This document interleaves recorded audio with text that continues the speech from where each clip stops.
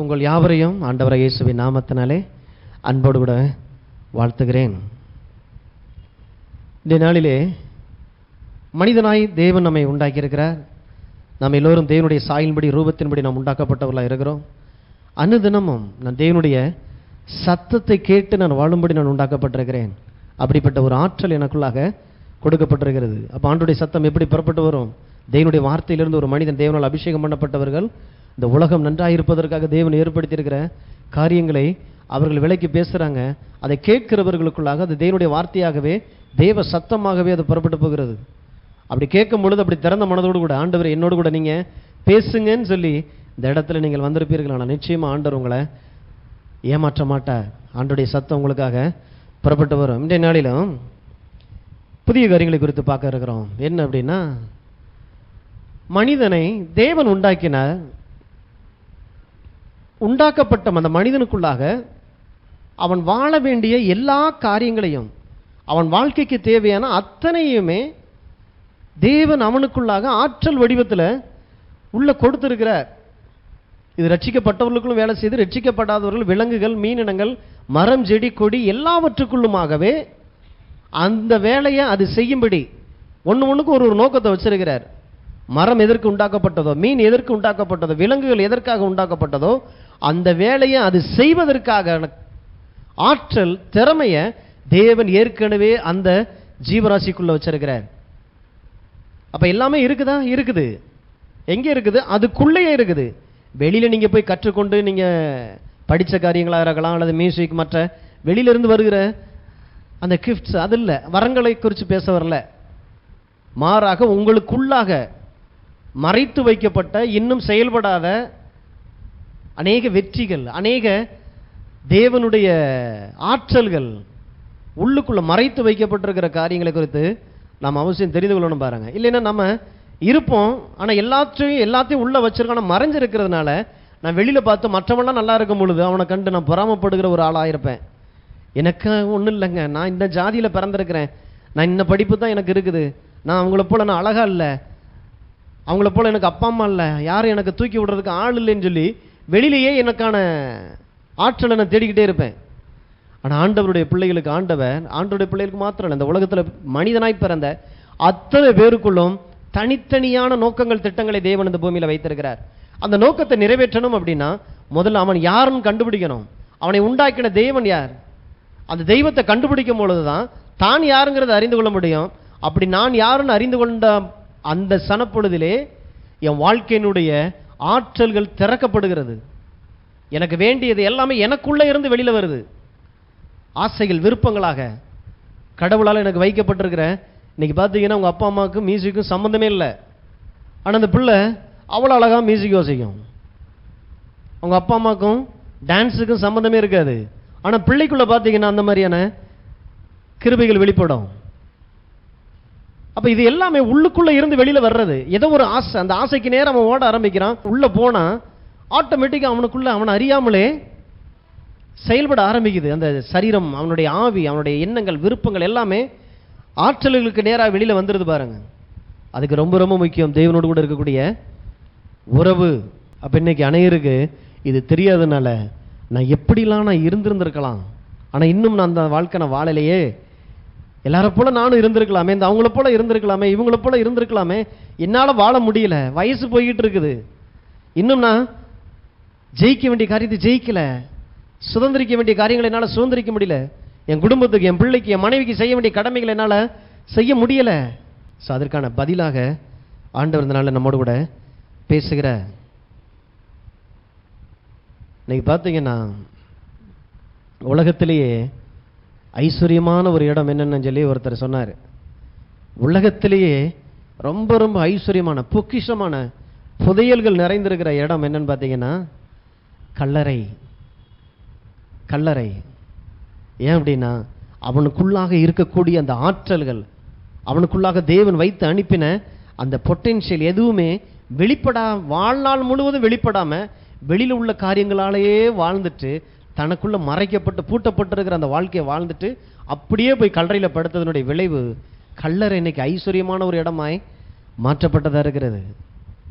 அதனால தான் இயேசு உயிர்த்தெழுந்த உடனே கல்லறை காலியாய் இருக்கிறது என்று கண்டார்கள். உங்களை பார்க்கும்போது உங்க கல்லறை காலியாய் இருக்கணும், எம்டியாக தொடச்சு எடுத்திருக்கணும். அப்படின்னு என்ன அர்த்தம்? உங்களுக்குள்ளாக இருக்கிற ஆற்றல்கள், தேவன் வைத்து அனுப்பின எல்லா நன்மைகளும் உங்களுக்குள்ளாக இருக்கிறது எல்லாம் அந்த பூமியில வெளிப்பட்டு அது உங்களை ஆசீர்வாதமாய் மாற்றி அநேகருக்கு அது ஆசீர்வாதமாக அது பயன்படுத்தப்படும் பொழுது கல்லறை நீங்க போனீங்கன்னா கல்லறை எம்டியா தான் இருக்கும். ஆற்றல்கள் அவ்வளவு பெரிது உங்களுக்குள்ளாக தேவன் வைத்து அனுப்பியிருக்கிற அந்த பொட்டன்ஷியல். இப்போ மனுஷனுடைய வாழ்க்கையில பெரிய இழப்பு என்னன்னு பார்த்தீங்கன்னா மரணம் அல்ல. பெரிய இழப்பு மரணம் அல்ல. தன் வாழ்க்கையினுடைய நோக்கம், திட்டம், தனக்குள்ளாக என்ன இருக்குன்னே தெரியாமையே ஒரு மனிதன் அப்படியே போய் கல்லறையில் படுத்துறான் பாருங்க, அதுதான் பெரிய இழப்பு. மரணத்தை விட பெரிய இழப்பு தான் எதற்காக அந்த பூமிக்கு வந்தோம், என்ன செய்யணும், எதை குறித்து ஒரு அறிவு இல்லாம அப்படியே ஒருத்தன் கல்லறையில் போய் படுக்கிறான் பாருங்க, பெரிய இழப்பு.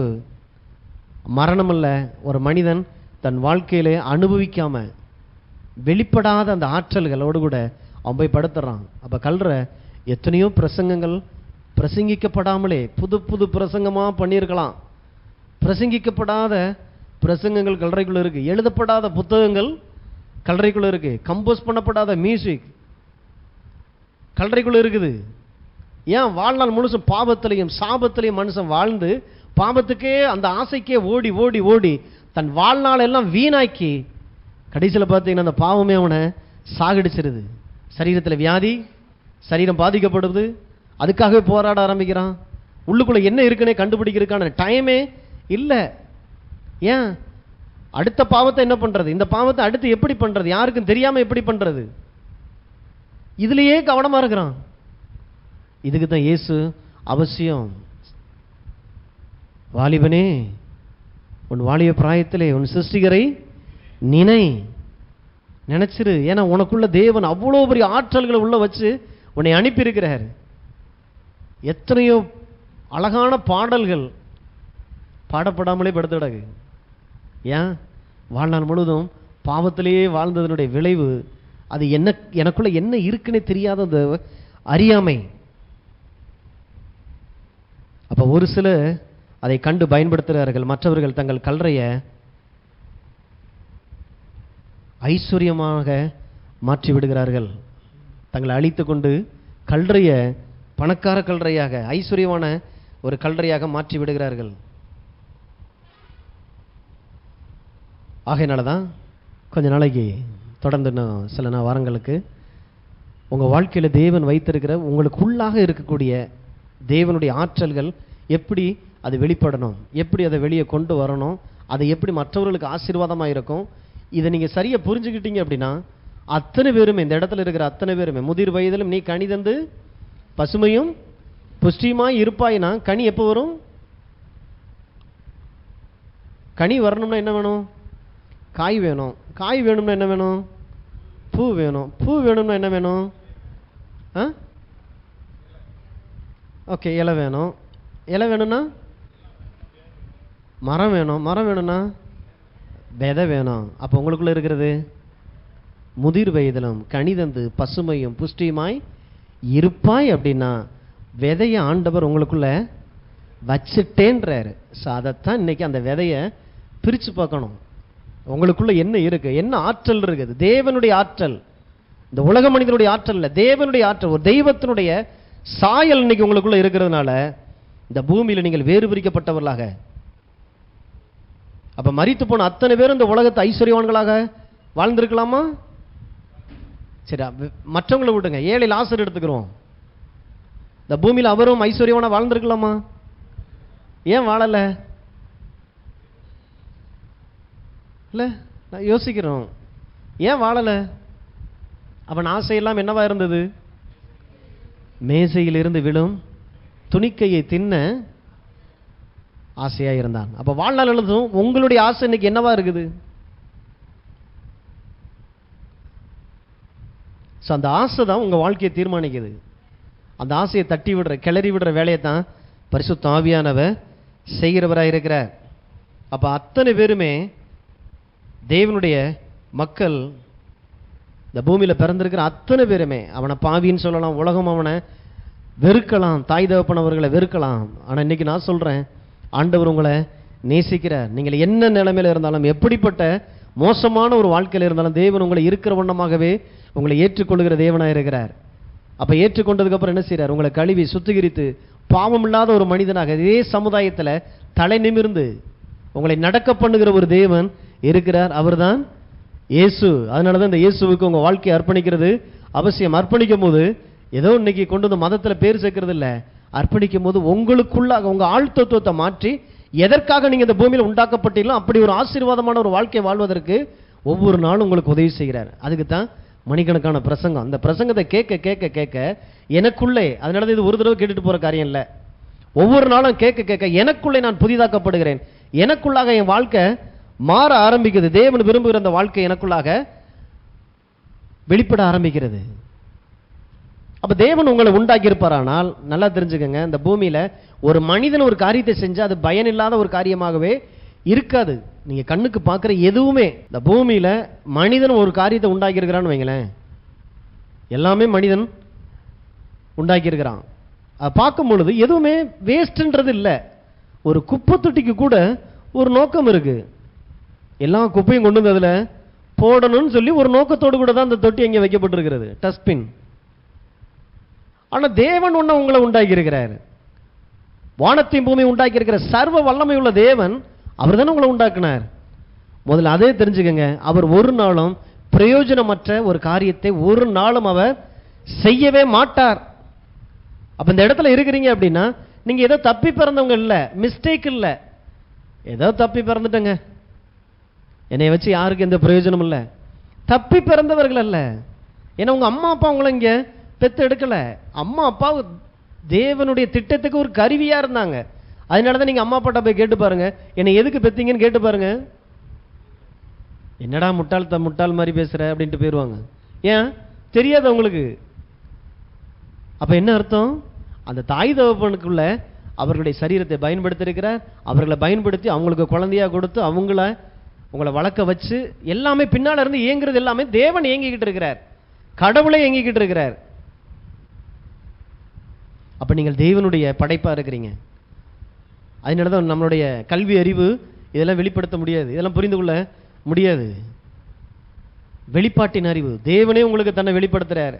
நீங்கள் என்னுடைய சாயலின்படி என்னுடைய ரூபத்தின்படி உண்டாக்கப்பட்டு இருக்கிறீர்கள் சொல்லி உங்க கையில் இருக்கிற வேதம் சொல்லுது. அப்ப ஆண்டவர் ஒரு காரியத்தை உண்டாக்குவாரானால் நிச்சயமா அது வேஸ்ட் ஆனது இல்ல. முதல்ல ஒண்ணு தெரிஞ்சுக்கங்க, நீங்கள் வேஸ்ட் இல்ல. உலகத்தினுடைய சத்தம் கேட்கலாம், ஆனா ஸ்கூல்ல படிக்கும்போது டீச்சர் கூட சொல்லலாம், ஏன்னா நம்ம எடுத்திருக்கிற மார்க்கை பார்த்துட்டு அப்படி பேசுறதுக்கு வாய்ப்பு இருக்கு. நீலாம் கழுதை மேய்க்கத்தான் லாய்க்கு, உங்க பிள்ளைக்கு 4 மாட்டை வாங்கி கொடுங்க சொல்லலாம். ஆனா ஒண்ணு சொல்றேன், தேவன் உங்களுக்கு ஆயத்தம் பண்ணினவைகளை எந்த கண்ணும் காணவில்லை, எந்த காதும் டீச்சருடைய காதும் கேட்கவில்லை, யாருடைய இருதயத்திலும் அப்பா அம்மாவுடைய இருதயத்தில் கூட தோன்றவில்லை. ஆனால் தேவனோ நமக்கு தமது பரிசுத்த ஆவியினால் வெளிப்படுத்தி இருக்கிறார்.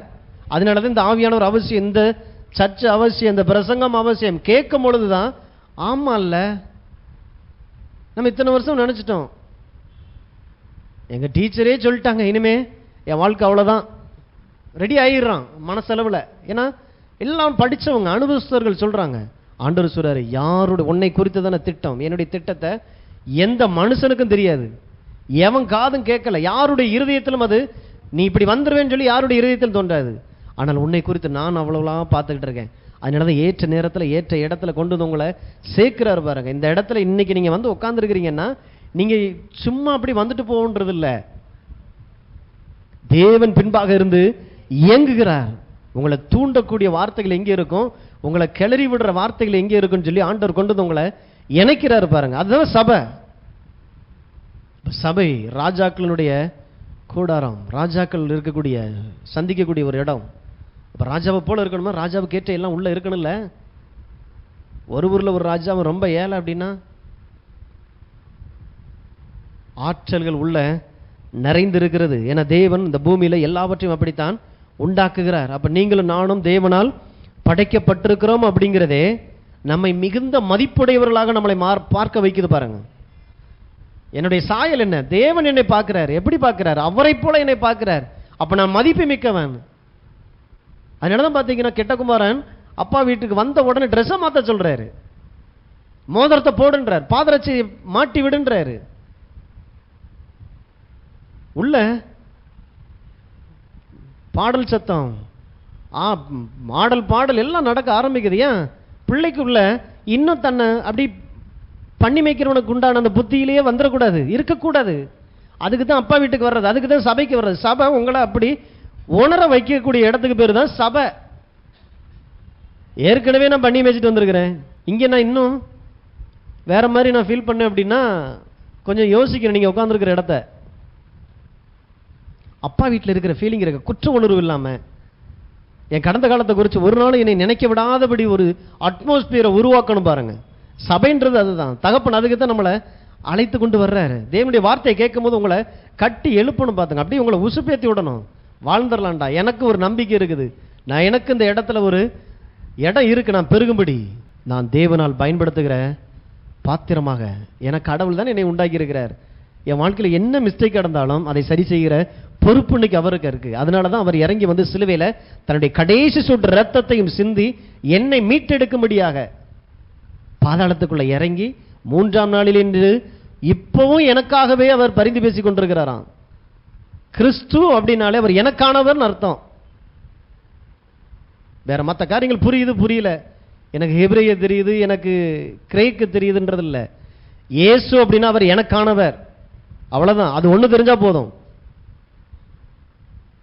அப்ப நான் தேவனால் பயன்படுத்துகிற ஒரு மனிதனாக இருக்கிறேன். அப்ப கடவுள் என்னை உண்டாக்கி இருக்கிறார்னா எனக்கான மதிப்பு ரொம்ப பெரிது. இந்த உலகத்துல எந்த மனிதனும் என்னை போல இல்லைன்ற மாதிரியான ஒரு ஆட்டிடியூட் உள்ள வரணும் பாருங்க. ஏன்னா தேவனுக்கு ரொம்ப நான் விசேஷமானவன். அப்ப ஆண்டவர் நமக்குள்ளே மதிப்பு மிக்க அநேக பொக்கிஷங்களை தேவன் உள்ள வைத்திருக்கிறதுனால இந்த பூமியில ஆற்றல் மிக்கவனாக தொடர்ந்து இந்த மதிப்பு எனக்குள்ள கனத்தினாலும் மகிமையினாலும் அவனை முடிசூட்டினார்னா ஏதோ சும்மா ஒரு அட்டையில செஞ்சு வந்து ஒரு கிரீடத்தை தலையில வைக்கல. கனத்தினாலும் மகிமையினாலும் முடிசூட்டினான்னா கனம் உள்ளவனாய் இருப்பதற்கு இவன் என்னெல்லாம் செய்யணுமோ செய்யக்கூடிய ஆற்றல்கள் ஏற்கனவே அவனுக்குள்ளாக இருக்குது. வச்சுட்டு தான் அவனுக்கு சொல்றாரு, அந்த முடியை உள்ள வைக்கிறாரு, தலைமையில வைக்கிறாரு.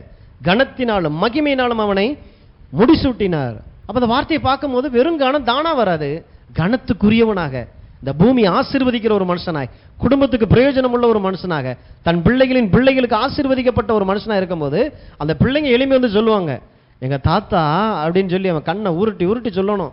சொல்றதுக்கு ஏதாவது ஒண்ணு இருக்கணும்.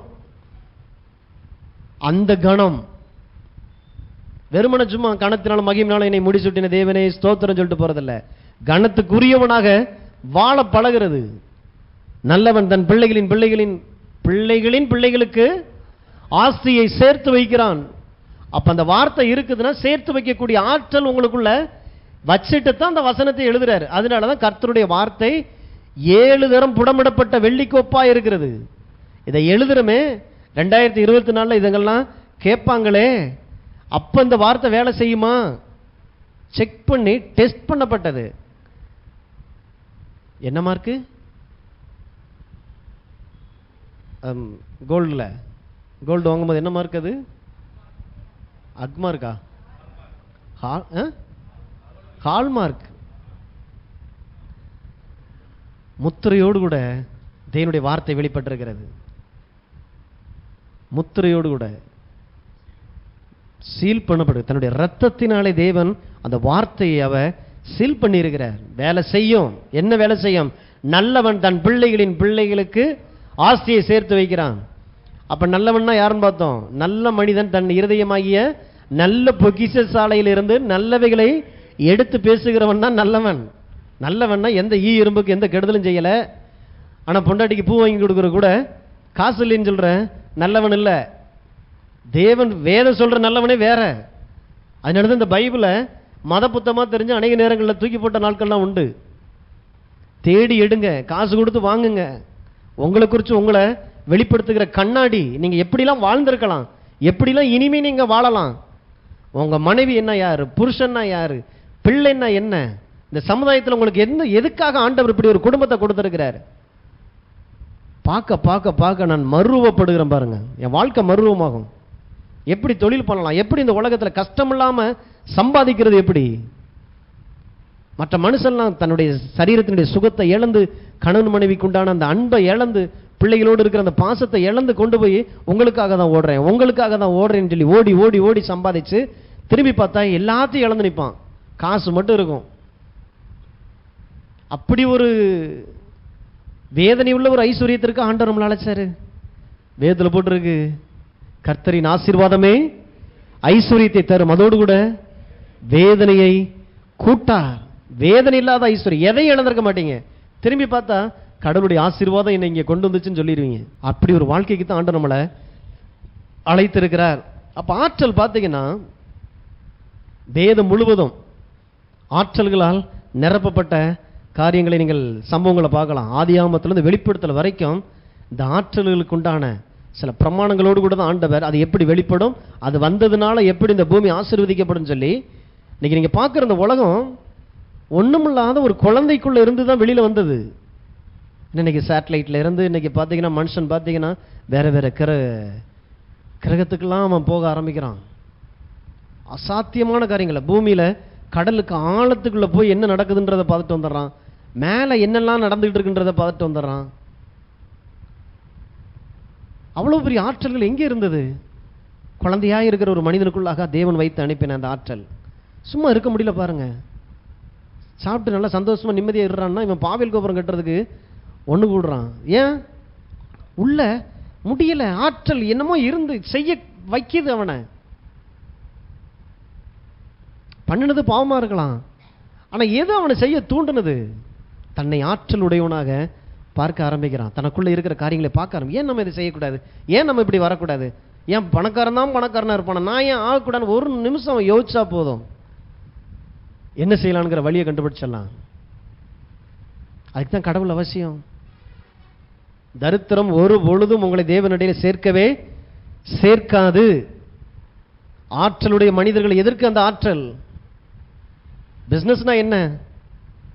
பிசினஸ்னா என்ன? Every problem is a business. ஒருத்தனுக்கு பிரச்சனை, இன்னொருத்தனுக்கு அது பிசினஸ். ஆற்றல் வெளிப்படுகிறது பாருங்க. கண்டுபிடிக்கிறான். நம்ம ஏன் இப்படி செய்யக்கூடாது, நம்ம ஏன் இப்படி போகக்கூடாது. கொரோனா வந்துச்சு, இது வரைக்கும் பார்த்தீங்கன்னா ப்ளவுஸ் தைச்சிட்டு இருந்த ஆளுக்கு எல்லாரும் இப்போ மாஸ்க் தைக்க ஆரம்பிச்சிட்டாங்க. பிஸ்னஸ். உங்கள் எல்லாருக்குள்ளேயுமே ஆண்டவர் அப்படிப்பட்ட ஆற்றல்கள் உடையவர்களாக வச்சிருக்கிறாரு. நீங்கள் பார்க்குற பார்வையை மாற்றுங்க. கர்த்தர் நல்லவராக இருக்கிறார். நாம் ஆற்றல்களுடைய தேவன்.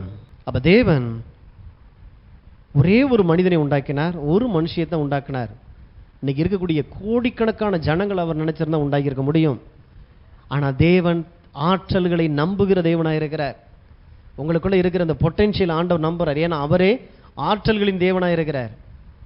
அப்போ அந்த ஒரு மனிதன் ஒரு மனுஷிக்குள்ளாக இன்னைக்கு உட்கார்ந்துருக்கிற உங்களை அவர் அன்னைக்கே பார்த்தார். ஏன்னா தான் உண்டாக்கின அந்த மனிதனுக்குள்ளாக இருக்கக்கூடிய அத்தனை வித்துகள், ஒரு வித்து, அந்த வித்துக்குள்ள இவ்வளோ பெரிய உலகத்தை தேவன் பார்ப்பார்னா அப்போ உங்களுக்குள்ள இருக்கக்கூடிய எவ்வளோ பெரிய உலகத்தை தேவன் பார்த்துக்கிட்டு இருப்பார். அப்போ தேவனுடைய ஆற்றலுடைய அந்த கோட்பாடுகள், அந்த பிரமாணங்களை நான் கண்டுபிடிக்கும் போது இந்த உலகத்தில் எளிதான ஒரு வாழ்க்கை, மற்ற மனிதர்களை போல கஷ்டப்பட்டு வாழ வேண்டிய ஒரு வாழ்க்கை நான் வாழ்றதுக்கு நான் அழைக்கப்படலை. தேவன் பார்ப்பது போல என்னை நான் பார்க்கறது. என் வீடு இன்னைக்கு ஒரு மாதிரி இருக்கலாம், நான் வாழ்ற வாழ்க்கை ஒரு மாதிரி இருக்கலாம், சில காரியங்கள் நான் கற்றுக்கொண்டிருக்கலாம், அல்லது நான் படிக்காமல் இருந்திருக்கலாம். இவைகள் அல்ல. பிறக்கும் பொழுதே தேவன் உங்களை ஆற்றலுடையவர்களாகத்தான் வச்சு பெற்றெடுத்திருக்கிறார். ஏன் அப்படின்னா தேவன் எப்பயுமே ஒன்றுக்குள்ளாக ஒன்றை வைத்து உருவாக்கக்கூடிய அந்த ஆற்றலை தேவன் நம்புகிறார். அதனால இன்னைக்கு உங்கள் கையில் ஒரு விதை இருக்குது, அதை சொல்கிறார் இல்லையா, ஒருத்தர் அழகா சொன்னார். ஒரு ஆப்பிள்குள்ளே எத்தனை விதை இருக்குன்றத எண்ணிடலாமா, ஆனால் ஒரு விதைக்குள்ள எத்தனை ஆப்பிள் இருக்குங்கிறத யாராலையும் சொல்ல முடியாது. பார்வை புரியுதுங்களா? கையில் ஒரு ஆப்பிளை கொடுத்தா அதை வெட்டும் பொழுது உள்ளுக்குள்ளே இருக்கிற 4-5 விதை வெளியில் வரும். இந்த ஒரு ஆப்பிளுக்குள்ளே இத்தனை விதை தானே இருக்குன்னு எல்லாரும் சொல்லிடலாம்.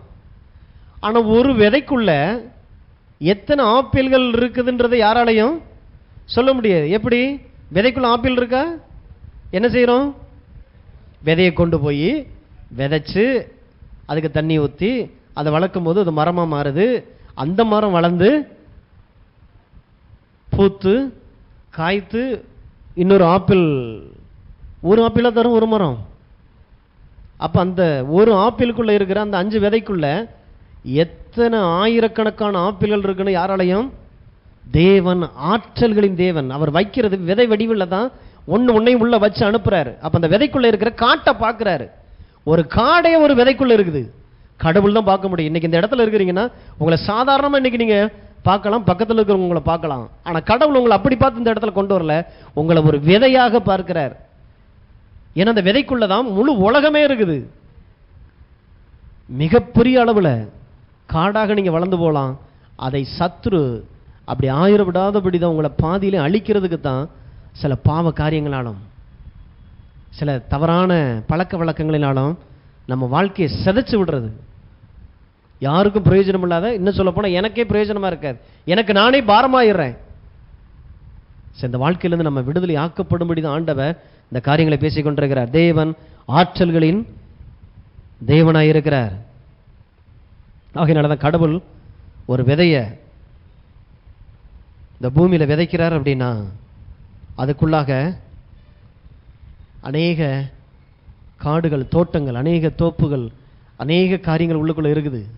இன்னைக்கு மனிதன் கண்டுபிடிக்கிற ஒவ்வொரு கண்டுபிடிப்புகளும் ஒவ்வொரு மனிதனுக்குள்ளாக தேவன் வச்சு அனுப்புனது.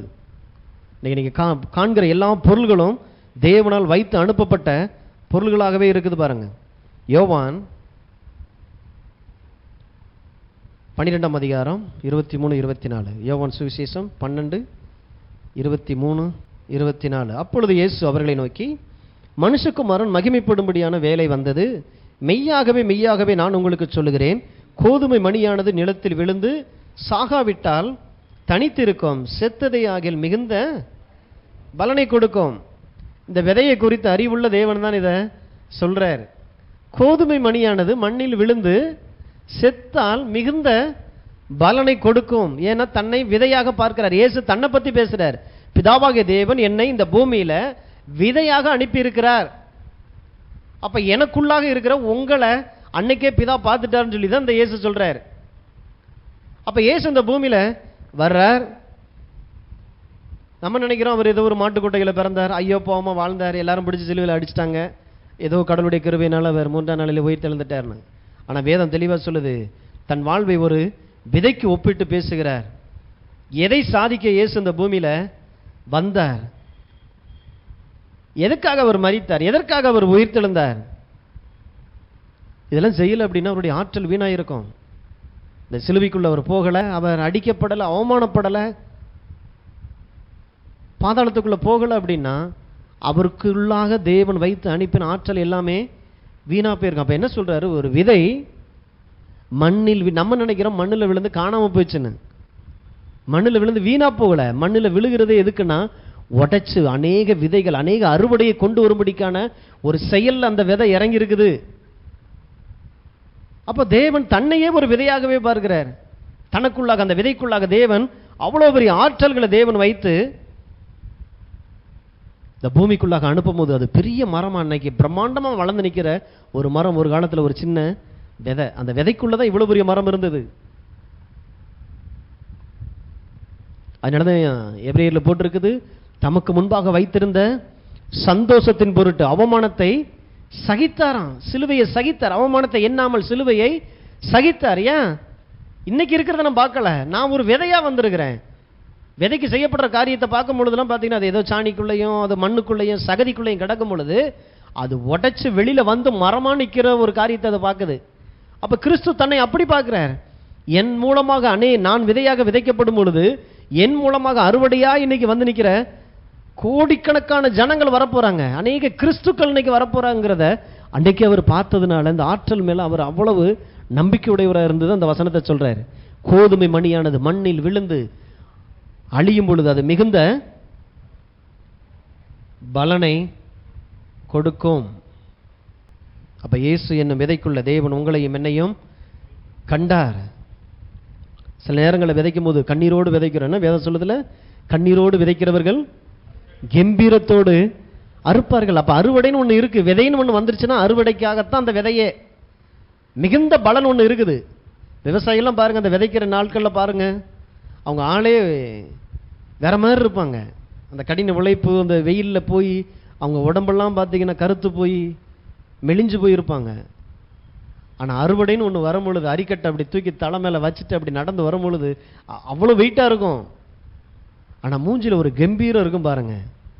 என்ன இந்த வருஷம் எனக்கு இவ்வளோ அறுவடை வந்திருக்குது, என் பிள்ளையை கரை சேர்த்துடலாம், காலேஜுக்கு ஃபீஸை கட்டிடலாம், குறையா கிடக்கிற என் வீட்டை கட்டிடலாம். ஏன் அறுவடை வந்துருச்சு. அறுவடை எங்கிருந்து வந்தது? ஒரு நாள் அதை விதையை கொண்டு போய் விதைச்சதுனால. உங்கள் வாழ்க்கைங்கிற அந்த தோட்டத்தில் உங்களுக்கு ஒரு அறுவடை வேணும் அப்படின்னா நீங்கள் விதைக்கப்படுறது அவசியம்.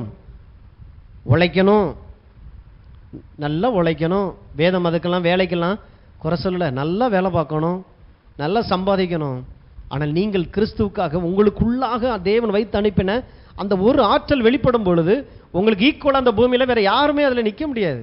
அந்த ஆற்றல் என்னன்னு கண்டுபிடிச்சு பாருங்க. அதுதான் கர்த்தருடைய ஆசீர்வாதம். அந்த ஆசீர்வாதம் தான் உங்களுக்கு ஐஸ்வர்யத்தை கொண்டு வரும். ஒருத்தர் 6 அடிச்சா எல்லாரும் கை தட்டுறாங்கிறதுக்காக வீட்டுக்குள்ள உட்காந்துட்டு நானும் 6 அடிச்சா பழகி பழகி பழகி